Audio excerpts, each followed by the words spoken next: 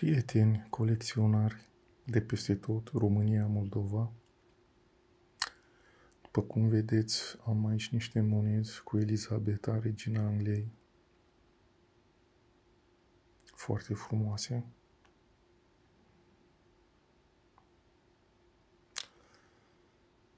Sunt unele dintre ele cu valori foarte mari, altele foarte mici.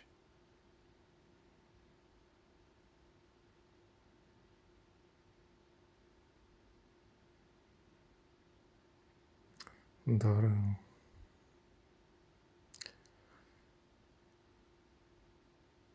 această monedă din 1983 am văzut-o cu o valoare mai mare și am doar una am dintre ele. Deci aceste monede seamănă cu diferite imagini, diferite fotografii, picturi. On pound se numește.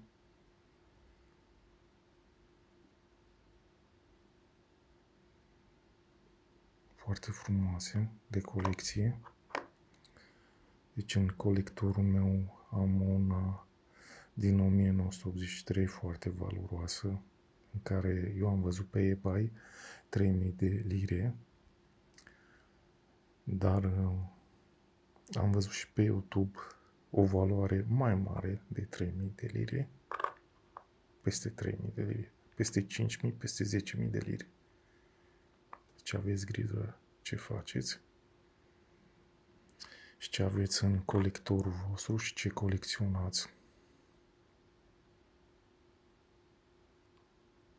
Deci toate seamănă, vedeți, și scrisul.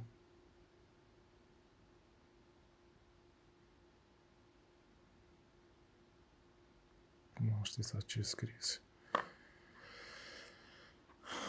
Dar această monedă din 1983 e cea mai la mare căutare. Sau pe OLX, dacă ați văzut pe OLX cum se vinde,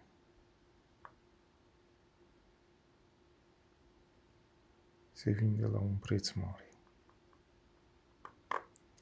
Dar nu ce am văzut eu pe YouTube. Niște prețuri de 30.000 de lire sau 40.000 de lire sau 5.000 de lire până în 50 ceva de mii de lire am văzut. Deci aveți grijă la această monedă. Foarte rară.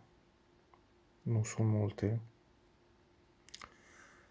Cu nerăbdare am fost ca să am și eu una și o căutam de mult.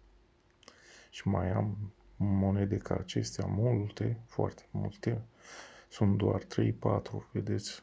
Doar 3 din astea și eu știu, bine știți asta, din 83, în care am numai una, dar mai am asemenea monezi, multe, foarte multe, în care au o valoare de 200, 250, 300, 500, până în 500 de lire, euro, depinde. Nu contează acum cum spunem, euro sau lire. Deci aveți grijă. De parcă au aur în ele. Nu știu, n-am auzit, nu scrie pe internet de un conținut de aur, dar cred că pe ascuns se fac treburile astea. Se pun conținut de aur de 0,10, 15 sau 20. Mi se pare că astea au, sigur au un conținut de aur. Sunt foarte frumoase.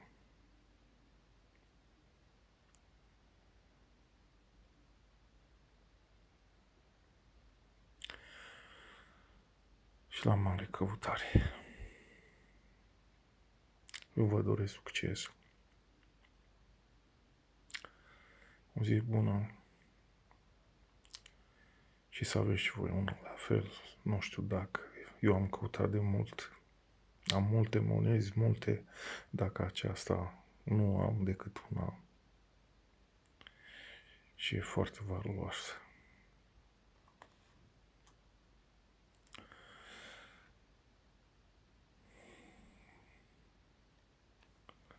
Deci, aveți grijă ce faceți. E un pound din UK, din Anglia.